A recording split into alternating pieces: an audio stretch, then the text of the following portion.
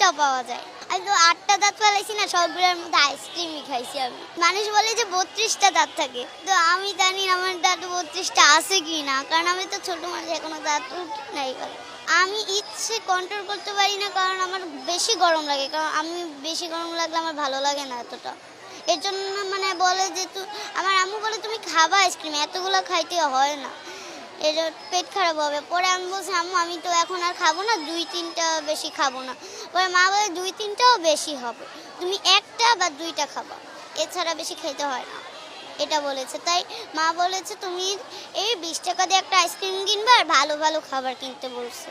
আমরা ভাজা পোড়া টিফিন টাইমে খেলে এটা মানে খারাপ হবে, অনেক পেট খারাপ হবে। এবং কি আমার মা বলেছে যে তুমি এসব খেতে না, এর জন্য তোমার শরীর সুস্থ করার জন্য তুমি এসব খেতে হয় না।